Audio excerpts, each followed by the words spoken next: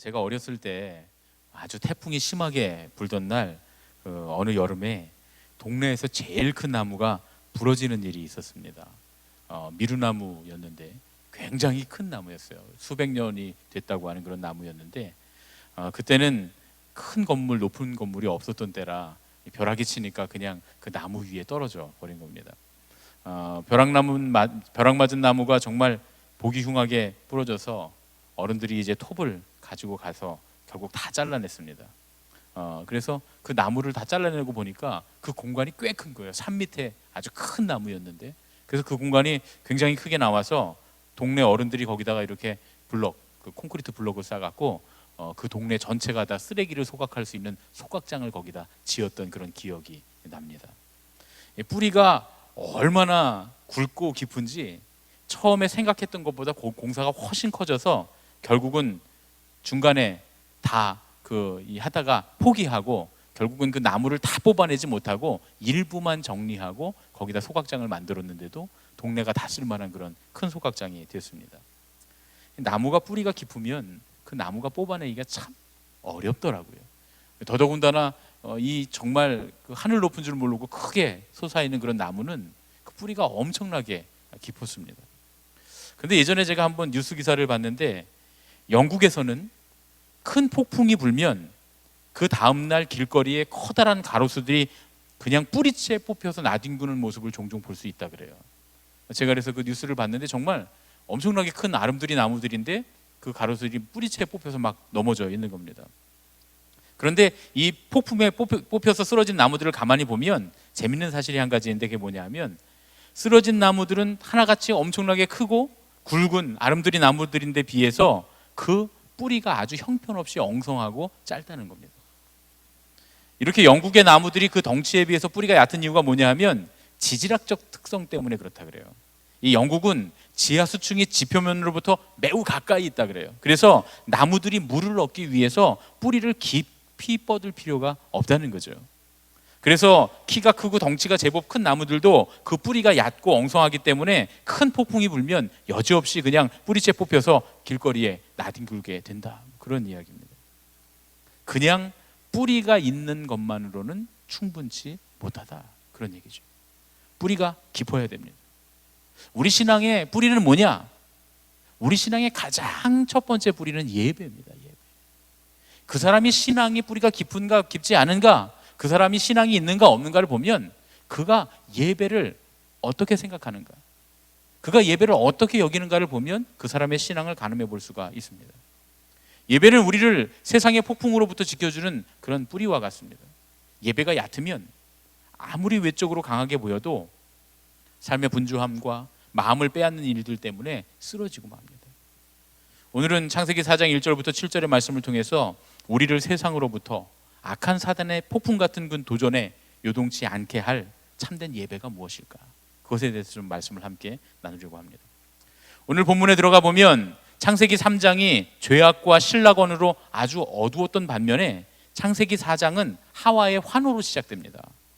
하와는 죄의 대가인 잉태와 출산의 고통, 잉태와 출산이 죄의 대가는 아닙니다. 그러나 거기에 맞물려 있는 고통, 그것이 죄의 대가였죠. 그 고통을 경험하지만 그 고통을 금방 잊은 듯이 가인을 낳고서 내가 여호와로 말미암아 득남하였도다, 이렇게 소리를 질러서 기뻐합니다. 주의 도우심으로 아들을 얻었다. 원어를 해석해 보면 그렇습니다. 주의 도우심으로 아들을 얻었다. 그런데 이 하와의 환호를 통해서 우리는 아기의 잉태에 아버지와 어머니뿐만 아니라 하나님께서 직접 관여하신다라는 사실을 알 수 있습니다.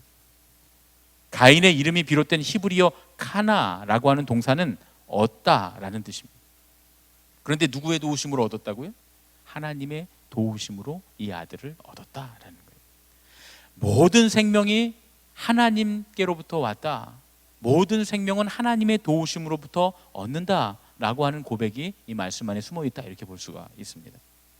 또 다른 한편 하와가 말한 내가 아들을 낳았다, 득남했다라고 하는 말은 사실은 원어로 보면 한 남자를 얻었다라는 고백입니다. 이 히브리어 남자 이쉬, 한 남자를 얻었다, 이렇게 표현하는데 보통은 아기를 낳을 때 이쉬라고 지칭하지 않습니다. 히브리어로 아기를 이쉬, 또 이샤 이렇게 지칭하지 않는다는 거예요. 그런데 오늘 본문에 좀 특별하게 하와가 새로 태어난 아들을 바로 남자라고 부릅니다. 내가 남자를 낳았다 이렇게 말이죠.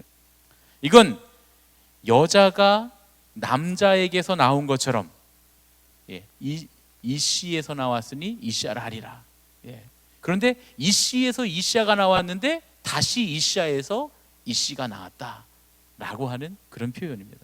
기쁨의 외침이죠. 마치 아담이 내 뼈 중에 뼈요 살 중에 살이다 라고 그 외친 것처럼, 아담이 맨 처음에 하와를 보고서는 내 뼈 중에 뼈요 살 중에 살이로다 하면서 기뻐하지 않습니까? 이씨에서 나왔으니 이샤를 하리라 엄청 기뻐하잖아요. 똑같습니다. 똑같은 선언입니다.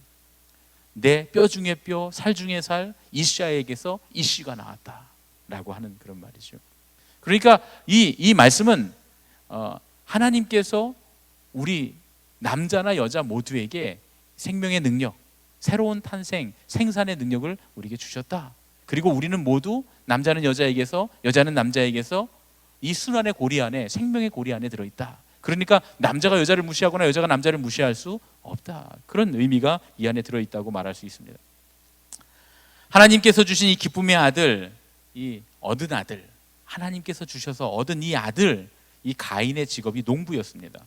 가인은 첫 번째 아들로서 자기 아버지인 아담을 따라서 땅을 가는 일을 이어받았습니다. 여러분, 아담은 농업을 하는 사람이었어요. 왜냐하면 하나님께서 너 땅을 갈고 먹어야 된다라고 명령하셨기 때문에 이 아담이 농업을 하는 사람이었구나라는 걸 우리가 미로 짐작해 볼 수가 있습니다. 둘째 아들은 아벨입니다. 아벨은 히브리어로 헤벨이라고 읽는데 바람, 허무함 이런 뜻입니다. 두 번째 아들의 이름을 이렇게 지었을까? 아마 이 전도서에서 말하는 헛되고 헛되어 바람을 잡는 것과 같다라고 할 때 쓰이는 단어가 바로 이 헤벨이거든요. 그러니까 왜 이런 이름을 줬는가 성경이 말해주진 않지만 아벨의 이 허무하고도 짧은 인생, 그 인생을 반영하는 이름이 아닐까 이렇게 생각해 볼 수가 있습니다. 아벨의 직업은 뭐죠? 양을 치는 목자였습니다. 근데 이건 아담과 가인이 종사하는 직업과는 다른 종류의 직업이에요. 사람에게 동물의 고기를 먹는 것이 허락된 것이 노아의 홍수 이후입니다. 그렇죠, 여러분? 아시죠? 노아의 홍수 이전에는 동물의 고기를 먹는 것이 사람에게 허락되지 않았어요. 그런데 노아의 홍수가 지난 다음에 하나님께서 사람들에게 동물의 고기를 먹는 것을 허락하시거든요. 그러니까 이 아벨의 양치기는 양을 잡아먹기 위한 건 아니었을 거예요. 혹은 소를 잡아먹거나 잡아먹기 위한 것은 아니었을 겁니다. 아마 우유를 얻는다거나 가죽을 얻는다거나 양털을 얻기 위해서 목축을 했을 것이다. 이렇게 우리가 짐작해 볼 수가 있습니다. 그런데 3절부터 5절 말씀을 보니까 이 두 아들에게 본격적으로 문제가 생깁니다. 정확히 말해서는 첫째인 가인에게 문제가 생겼어요. 가인과 아벨이 각각 하나님 앞에 예배를 드리는데, 제사를 드리는데 그 결과가 나타납니다. 이 형인 가인은 농부이기 때문에 땅에서 일구어 거둔 곡식을 제물로 삼아서 하나님께 제사를 드렸습니다. 동생인 아벨은 목자이기 때문에 양의 첫 새끼와 그 기름을 제물로 삼아서 하나님께 제사를 드렸습니다. 그런데 하나님께서 아벨과 그의 제물은 받으시고 가인과 그의 제물은 받지 않으셨다는 거예요. 그래서 가인이 심히 분하여 안색이 변합니다. 얼굴 낯빛이 쫙 변했습니다. 이 말씀을 읽다 보면 이제 궁금한 점이 여러 가지가 생겨요. 사실 그래서 이 말씀 때문에 궁금한 거 물어보시는 분들도 많고 이걸 또 애써 설명하시는 분들도 많습니다. 첫 번째는 두 형제는 왜 하나님께 제사를 드렸는가 하는 거예요. 무슨 잘못이 있어서 속죄제를 드린 것인지, 아니면 그냥 하나님과의 교제를 위해서 화목제를 드린 것인지, 혹은 무슨 소원이 있어서 하나님께 하나님 우리 소원을 들어주세요 하고 제사를 드린 것인지, 이걸 궁금해 하시는 분들이 꽤 계십니다. 왜 제사 드렸습니까? 그런데 성경에는 왜 제사를 드렸는지에 대해서는 요만큼도 설명하지 않습니다. 이제부터 이 왜 제사를 드렸나 이거에 대해서 설명하려고 하면 굳이 설명하지 않아도 되는 걸 설명하는 거예요. 성경에 나와 있지 않으니까 추측으로만 설명할 수 있습니다. 아무 근거가 없습니다. 그러니까 오늘 설명 안 됐다고 하는 건 별로 중요하지 않다, 그런 얘기예요. 어떤 사람들이 별로 안 중요한데 그런 것 갖고 끝까지 물고 늘어지는 사람들이 많이 있습니다. 성경에서 말씀해 주지 않는 걸 내가 궁금하다고 해서 너무 알려고 하는 태도는 그렇게 좋지 않을 수도 있습니다. 학자들에겐 좀 필요해요. 그런데 그걸 굳이 성경이 말씀하지 않는 걸 알려고 하면 추측을 하게 되고 잘못된 가설을 세우게 되고 잘못된 이론들을 만들어낼 수 있습니다. 오히려 자꾸 쓸데없는 의심이 들어갈 수 있어요. 주로 이단들이 이런 질문을 만들어서 우리의 신앙을 흔들어 놓습니다. 예를 들면 하나님께서 우리가 우리의 형상대로 사람을 만들자 그랬는데 여기서 우리는 누구냐 이런 거죠. 성경은 전혀 그거에 대해서 설명하지 않거든요. 그러니까 그것이 뭐 성부, 성자, 성령 삼위일체 하나님이시라든가 이게 전통적인 해석의 방법입니다. 그런다든가 혹은 저 이단들처럼 아버지 하나님, 어머니 하나님 두 사람이라든가 뭐 이런 류의 해석들을 하게 되는데 이거 전부가 다 사실은 성경이 설명하지는 않아요. 그러니까 이게 맞는지 안 맞는지 그렇게 설명하는 것이 맞는지는 하늘나라 가야 우리가 알 수 있는 겁니다. 그런데 거기까지만 가도 괜찮은데 거기서 새로운 어떤 이론이 파생되면 거의 이단이 될 가능성이 많다 그런 얘기죠. 한 다리가 더 건너가면 말이죠. 이제 두 번째 생길 수 있는 질문이 있는데 그게 뭐냐면 가인과 아벨은 어떻게? 아벨은 하나님이 자기의 제사를 받아들여 주신 것을 알았고 가인은 자기의 제사가 받아들여지지 않은 것을 어떻게 알았을까라는 거예요. 그 옛날에 그런 거 있었어요. 아벨의 그 제사는 연기가 똑바로 올라가고 가인의 제사는 연기가 이렇게 옆으로 휘어서 안 올라갔다는 거예요.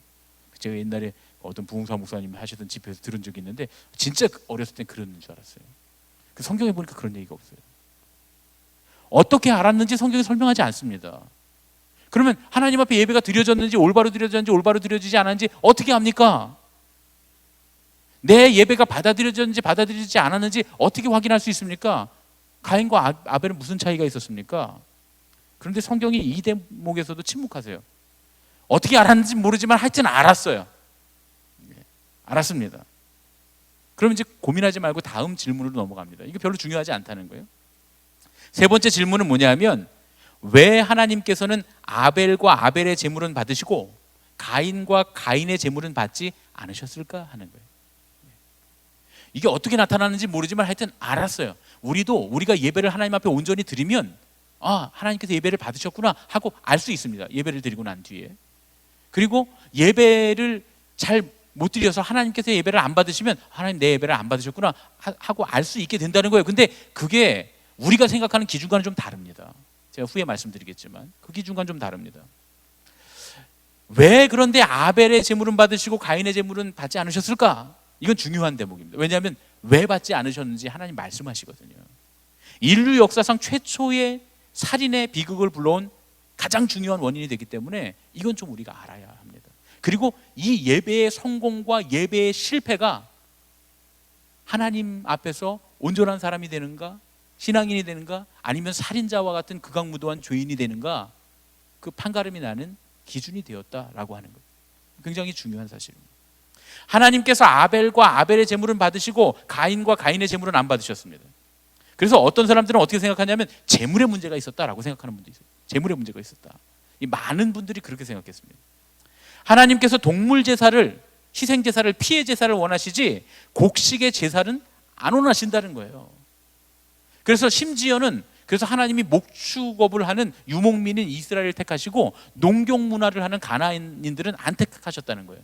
근데 여러분 이렇게 생각하면 이게 아주 심각한 문제에 도달하게 됩니다. 이 옛날에는 뭐 우리가 이스라엘 사람이면 그렇게 말할 수 있는데 지금 신앙인의 입장에서 보면 이건 문화적인 차별의 문제입니다. 셈과 함과 야벳을 설명하는 것과 똑같은 거예요. 셈과 함과 야벳을 설명할 때 저 백인종, 황인종, 흑인종으로 설명을 해갖고 흑인들은 나중에 이 야벳의 후손으로 하나님께서 그들을 멸망시키죠. 그래서 역사 가운데 그 핍박을 당하고 고난을 당했다. 뭐 이렇게 설명하는 얘기가 있어요. 그런 분들이 있어요. 이거 인종차별적인 발언입니다. 하나님이 그렇게 진짜 차별하셨는가? 그리고 그 셈과 함과 야벳이 정말 백인과 황인종과 흑인종인가? 정말 그 인종에 관련된 건가? 그렇지 않습니다. 성경 그렇게 말하지 않거든요. 그리고 성경에 하나님께서 사랑하시는 하나님의 사랑과 평화, 평등의 입장에서 보면 이건 차별의 문제이기 때문에 성경적이지 않다 말할 수 있습니다. 그러니까 여기서 동물 제사를 하나님 더 기뻐하시고 곡식 제사는 안 기뻐하시고 유목민은 사랑하시고 농경 문화는 하나님 싫어하셨다, 배척하셨다, 이거를 가나안과 이스라엘에 빗대서 이렇게 설명하는 방식은 잘못된 방식입니다. 이건 하나님의 사랑을 모르는 사람들이 설명하는 방식이다 말할 수 있어요. 그런데 실제로 그 증거가 뭐냐면 하나님께서 구약의 제사를 명령하실 때 레위기의 제사법들이 쭉 나오는데 보면 하나님은 분명히 피의 제사만 받으시지 않고 곡식의 소제도 받으셨어요. 그래서 피의 제사를 드리지 못하는 사람들은 피의 제사를 드리는 사람들에게 곁들여서 자기들이 갖고 있는 곡식의 소제로 속죄함을 받을 수 있었습니다. 그 레위기 법전에 나와 있어요. 그러니까 다시 말하면 하나님은 동물 제사와 함께 곡식 제사도 받으시니까 이건 재물의 문제는 아니었다, 그런 얘기예요. 그리고 재물의 문제라고 성경이 말하지도 않고 하나님 그런 말씀은 하나도 하지 않았어요. 재물의 문제가 아닌 다른 문제가 있었던 거예요. 오늘 말씀을 가만히 읽어보면 우리는 말씀 속에서 한 가지 힌트를 얻을 수 있습니다. 4장 4절부터 5절 말씀입니다. 우리 함께 읽겠습니다. 시작. 아벨은 자기도 양의 첫 새끼와 그 기름으로 드렸더니 여호와께서 아벨과 그의 제물은 받으셨으나 가인과 그의 제물은 받지 아니하신지라. 가인이 몹시 분하여 안색이 변하니. 여러분 혹시 눈치를 채셨는지 모르겠지만 제가 계속 이 부분을 말할 때 아벨과 아벨의 제사는 받으시고 가인과 가인의 제사는 받지 않으셨다 이렇게 말씀드렸습니다. 그러니까 다시 말하면 하나님은 아벨의 제물과 가인의 제물만을 받으시거나 거절하신 것이 아니다, 그런 얘기예요.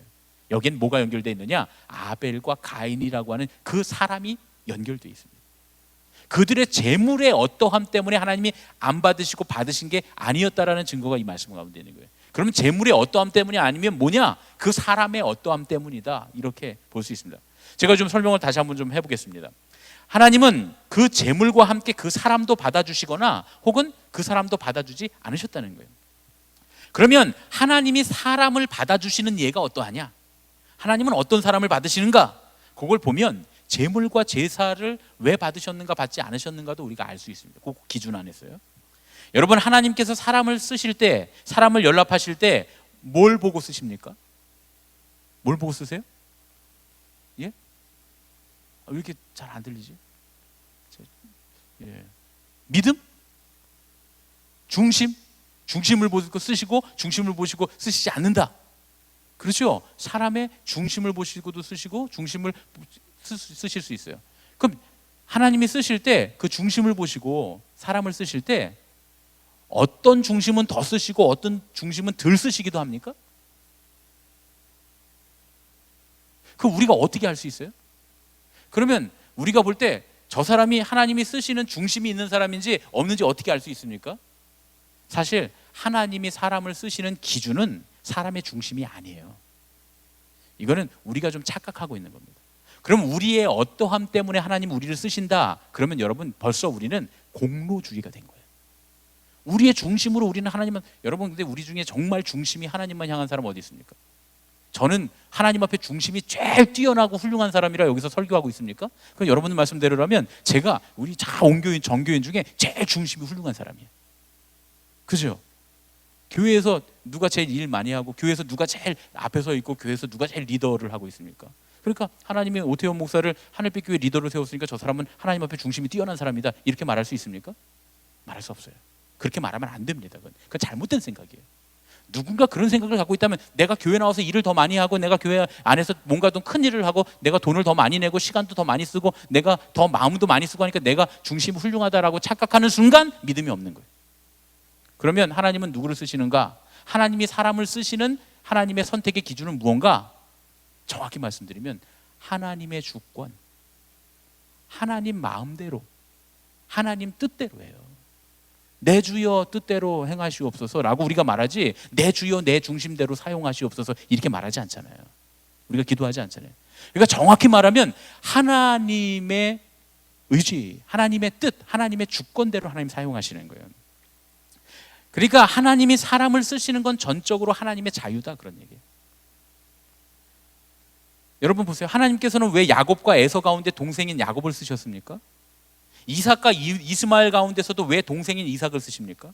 12명의 형제 중에서 왜 11번째인 요셉을 쓰십니까? 왜 말 잘하는 형 아론이 아니라 입술이 둔한 모세를 쓰십니까? 이세의 아들 중에서 훌륭한 외모를 지닌 7형을 안 쓰시고 아버지까지 포기한 왜 말제인 다윗을 사용하셨습니까? 하나님께서는 우리 인간들이 생각하는 기준으로 사람을 쓰시지 않아요. 하나님께서는 하나님 뜻대로 사람을 쓰시는 줄로 믿으시기 바랍니다.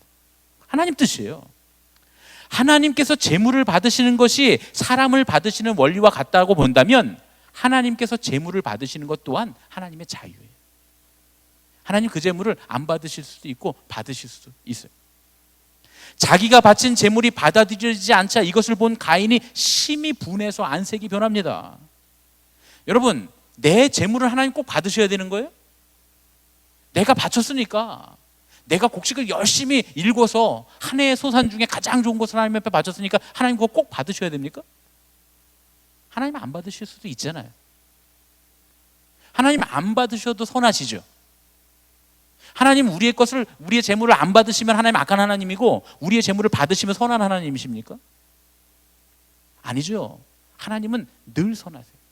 그래서 제가 오늘 기도할 때 그랬잖아요. 선하신 아버지 감사합니다. 모든 것이 주님의 은혜입니다.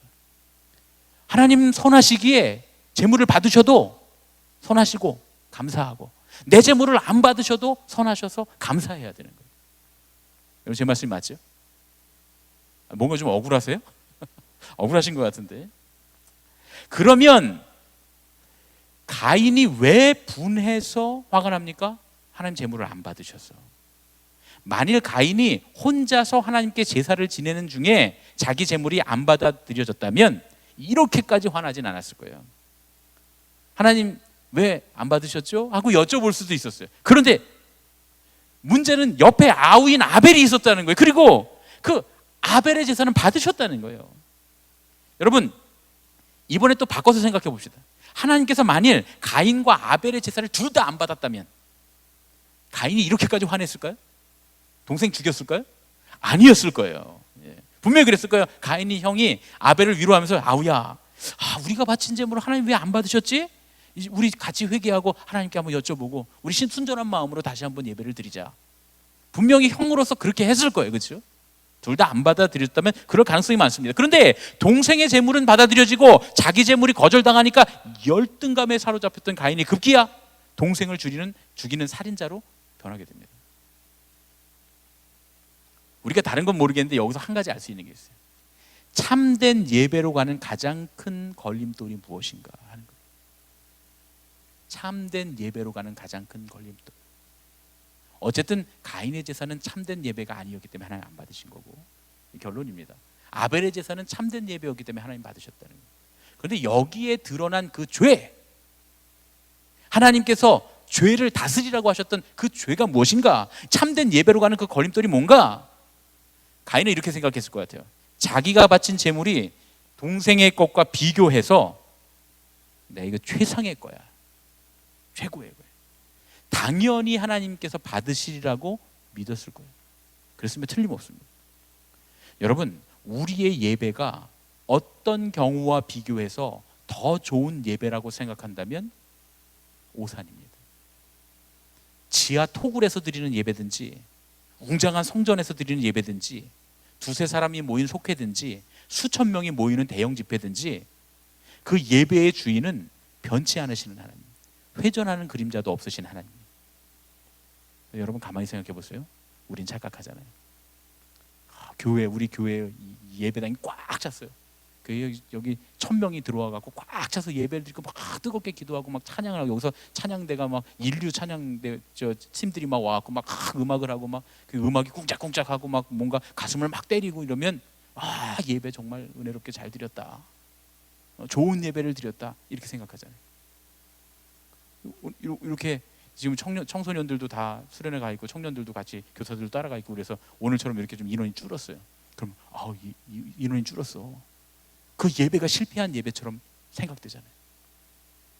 그러면 안 된다. 그게 가인의 생각이에요.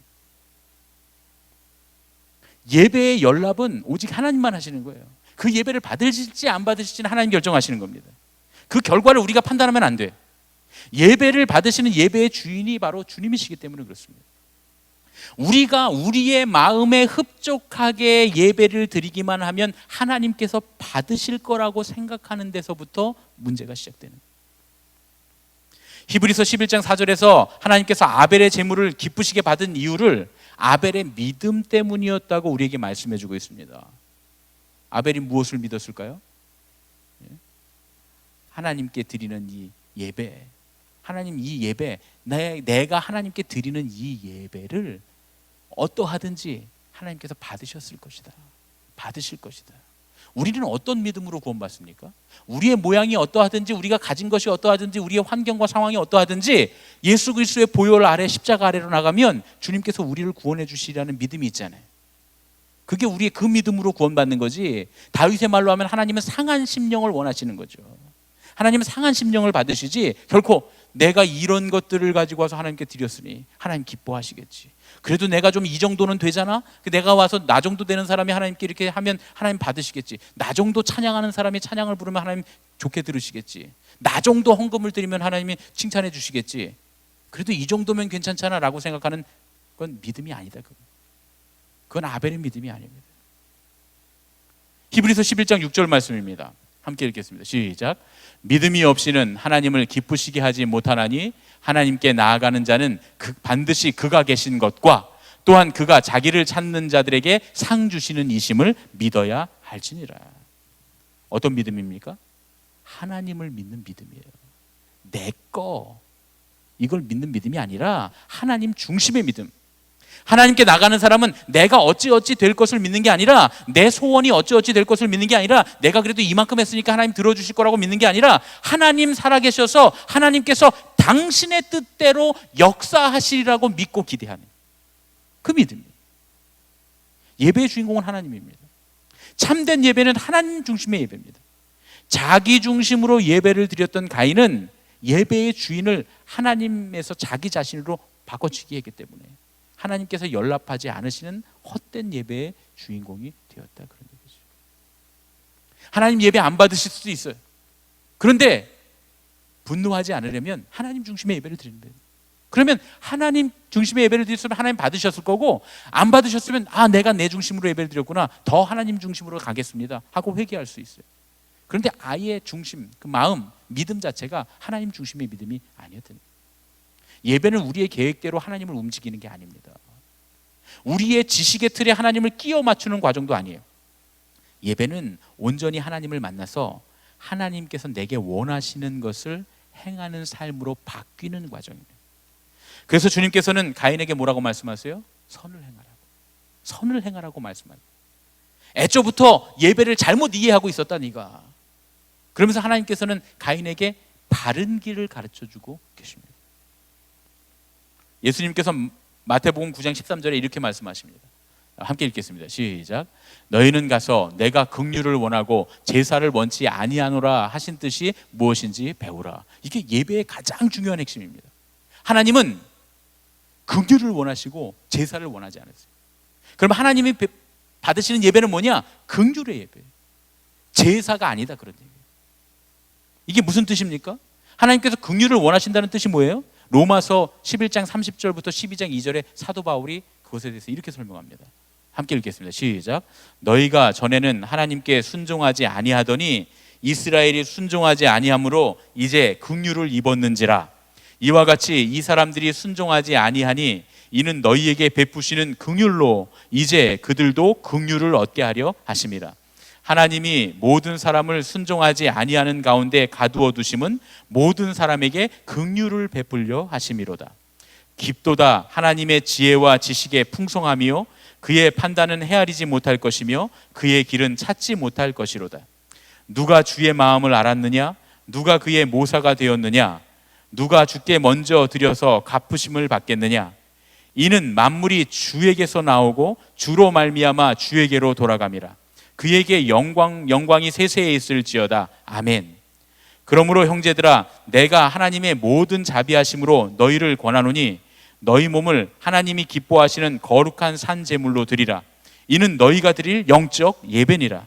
너희는 이 세대를 본받지 말고 오직 마음을 새롭게 함으로 변화를 받아 하나님의 선하시고 기뻐하시고 온전하신 뜻이 무엇인지 분별하도록 하라. 할렐루야. 여러분, 이 말씀을 쭉 읽어보니까 예배의 본질이 뭔지 딱 아시겠죠.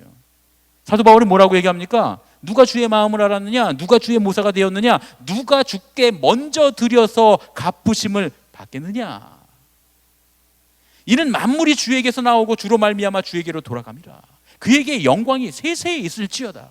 우리가 영광을 안 돌려도 주님께는 영광이 세세토록 있는 거예요. 우리가 주님의 마음을 알아서 주님의 모사가 되어서 주님께 드려서 주님께서 기뻐하셔서 우리에게 주시는 그런 과정이 아니다, 그런 얘기예요. 잘못된 생각입니다. 하나님은 그런 분이 아니에요. 족장들의 예를 보십시오. 우리가 창세기를 읽으면서 족장들의 예를 보면 족장들이 하나님 앞에 먼저 드려서 하나님이 그걸 보시고 야, 네가 이만큼 나에게 줬구나, 내가 너에게 축복하며 하신 적이 한 번도 없어요. 아브라함도 하나님이 세겜에서 기다리고 계시다가 아브라함이 오니까 하나님이 세겜에서 하나님을 먼저 만나주시고 축복해 주세요. 그러자 아브라함이 제단을 쌓습니다. 그렇죠? 이삭도 마찬가지입니다. 하나님이 먼저 그 우물 뺏기던 거 안 뺏기게 해줘요. 그래서 블레셋 사람들의 마음을 무섭게 하셔서 야, 저 사람 건들면 안 되겠다 하고 우물을 안 뺏게 해주시니까 그 축복을 받고 난 다음에 르호봇이다 하고 그 사람들이 와서 화해를 먼저 요청하고 난 뒤에 그 다음에 이삭이 하나님 앞에 감사하면서 제단을 쌓습니다. 야곱은 어떻습니까? 베델에 가서 제단 쌓은 다음에 하나님 축복해 주다 아니잖아요. 베델로 출발하기만 했는데 하나님께서 먼저 그의 문제를 싹 해결해 주십니다. 그리고 나서야 감사하는 마음으로 베델에 도착해서 야곱이 하나님 앞에 제사를 드립니다. 순서가 달라요. 이 의미가 어떤 의미인지 우리는 알아야 됩니다. 하나님은 우리의 어떠함 때문에, 우리가 드리는 그 무엇의 어떠함 때문에 하나님 우리의 제사를 받으시고 예배를 받으시고 우리 축복해 주신 분이 아니다, 그런 얘기예요. 누가 하나님을 기쁘시게 해서, 우리가 얼만큼 하나님을 기쁘시게 해서 하나님께서 우리를 갚아주시는 그런 행동을 누가 하겠느냐, 그런 얘기예요. 우리가 그런 거 안 해도 하나님이 영광 받으시게 합당하신 분.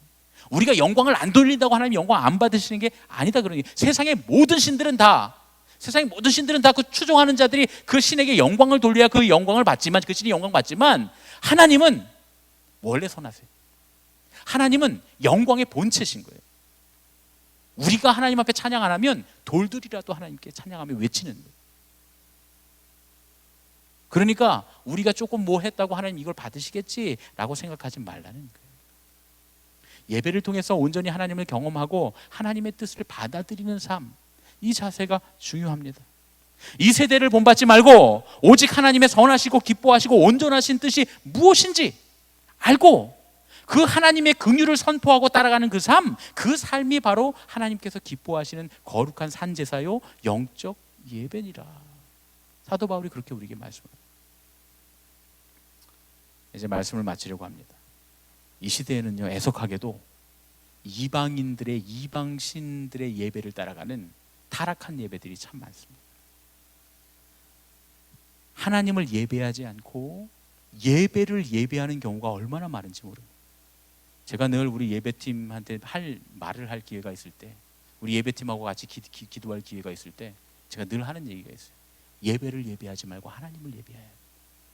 왜냐하면 우리는 순간 하나님 예배하지 않고 예배를 예배하거든요. 듣기 좋은 설교에 자기 마음을 위로받고 끝나는 예배 많습니다. 그건 예배를 예배하는 거예요. 진짜 예배가 아닙니다. 그저 음악의 열기에 묻혀서 실컷 노래만 부르다 마는 그런 예배도 있어요. 그것도 진짜 예배 아닙니다.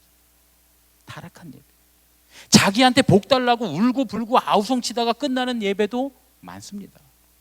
근데 그것도 진짜 예배 아니고 타락한 예배. 우리는 예배에서 하나님을 잃어버리지 말아요. 하나님이 예배의 주인이심을 잊지 말아야 됩니다. 예배를 통해서 하나님의 임재하심을 경험하고 하나님의 뜻에 내 삶을 온전히 헌신하는 참된 순종으로 드리는 예배를 해야 한다, 그런 얘기죠. 여러분, 모든 경건은 이 예배의 정신과 맞닿아 있습니다.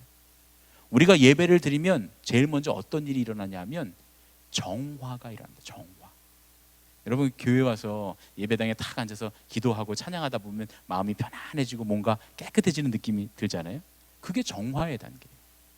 우리가 주님 앞에 우리의 죄를 쏟아놓고 하나님 앞으로 가까이 갈수록 우리가 정결해지는 느낌만 드는 게 아니라 정말 주님 앞에 정결하게 나아가는 과정이 생겨요. 그걸 정화라고 합니다. 그리고 난 다음에 그 정도에서 그냥 끝나면 예배가 아니에요. 정화된 다음에 그 다음에는 하나님의 말씀을 깨닫는 과정, 하나님의 뜻, 하나님의 말씀을 깨닫는 과정이 그 다음에 진행이 돼야 됩니다. 그러니까 설교 시간에 졸면 안 돼요. 예배 드린 거 아니에요. 새벽 설교 시간에 잠들면 안 됩니다. 딴 생각하고 그러면 안 됩니다. 왜냐하면 하나님의 말씀이 선포될 때 그 말씀이 의미하는 바, 나에게 오늘 하나님께서 뭐라고 말씀하시는가를 깨닫지 못하면 가짜 예배 드린 거예요. 그때 깨닫습니다. 거기서 끝나면 안 됩니다.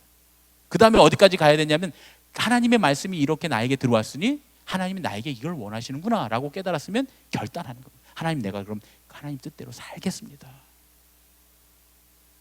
그리고 나서 맨 마지막 단계가 가서 진짜로 그렇게 사는 것까지. 이 네 가지 단계가 경건의 시작과 끝입니다. 이거는 예배의 시작과 끝이기도 해요. 모든 기도도 이 순서를 따라 해야 되는 거예요. 여러분들이 새벽 기도회나 이 기도회 나와서 기도하실 때 처음에 하나님 앞에 나와서 기도할 때 정화의 과정을 겪고, 그 다음에 하나님께서 나에게 뭐라고 말씀하시는지 듣고, 하나님 내가 그럼 그렇게 하겠습니다 결단하고, 그리고 나가서 문을 나가서 그렇게 살려고 애쓰고 노력하고 그렇게 살아가는 단계까지 가는 것이 진짜 여러분 기도하시는 거예요. 그게 진짜 기도입니다. 찬양도 그게 진짜 찬양이고, 찬양 부르면서 하나님의 뜻을 알고, 그리고 찬양 부르면서 결단하고 나가서 그대로 사는 것까지 가는 것. 모든 경건의 과정, 그것이 어떤 우리가 흔히 말하는 묵상 기도든, 혹은 그것이 통성 기도든, 혹은 그것이 기도회든 예배든, 그것이 찬양 집회든, 우리가 경건의 생활이라고 하는 그 모든 것들은 바로 이 과정을 겪어야 되는 거예요. 여러분, 하나님 중심이 아니면 우리가 드리는 예배, 우리가 하는 신앙은 뿌리가 없는 나무예요.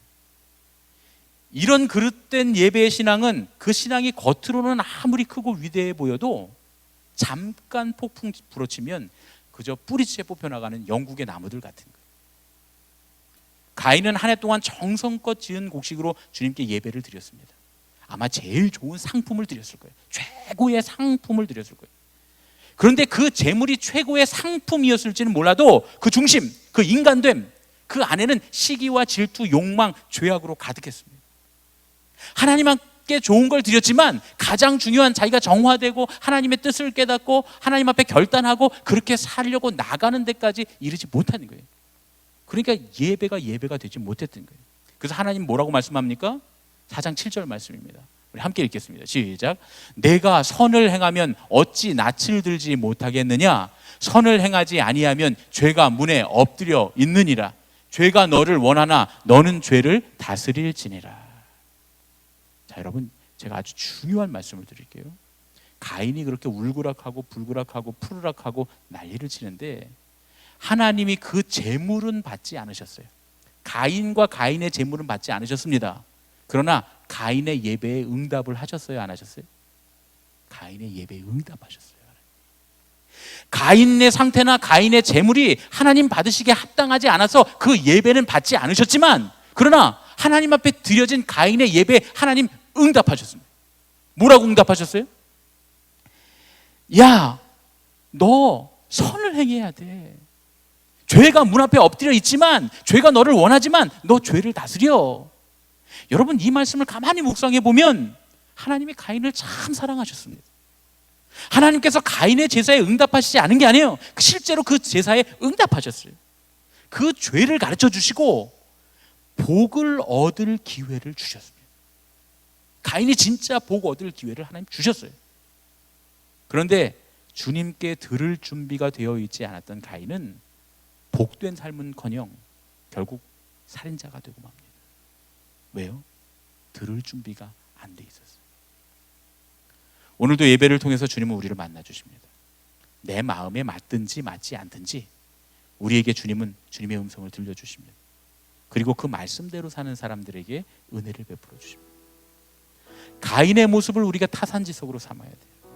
내 마음에 흡족한 예배가 아니라 나 오늘 예배 잘 드렸어. 오늘 예배는 찬양도 좋고 목사님 말씀도 좋고 기도도 잘 되고 그냥 기도가 쭉쭉 하늘로 올라가는 것 같고 얼마나 예배 잘 드렸는지 몰라.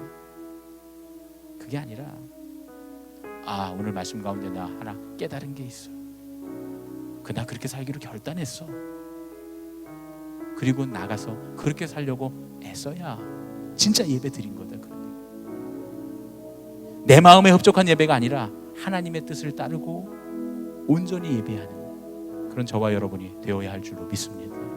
오늘 시간에 우리 기도할 때 지금부터의 이 예배의 과정도 마찬가지입니다. 여러분들이 분명 말씀을 통해서 깨달은 게 있을 거예요. 그럼 결단하고 하나님 그렇게 살겠습니다 하고 살려고 애쓰는 거예요. 기도할 때도 마찬가지입니다. 답답한 마음을 갖고 나왔어요. 그런데 기도하는 동안 하나님께서 후련하게 하시고 응답하시고 시원하게 하실 거예요. 근데 거기서 끝나면 안 됩니다. 그건 내 스트레스 해소하고 가는. 하나님, 내가 어떻게 해야 되죠? 어떻게 살아야 되죠? 하나님, 내게 원하시는 게 뭐죠? 아, 하나님 알겠습니다. 네, 그렇게 살겠습니다. 그렇게 변하겠습니다. 그렇게 바꾸겠습니다. 하고 그렇게 살려고 밖으로 나갈 때, 오늘 우리는 이 금요 심야 기도회, 가족 기도회에 성공한 기도의 성공자요, 예배의 성공자가 될 줄로 믿습니다. 그런 저와 여러분 되기를 예수님의 이름으로 축원합니다.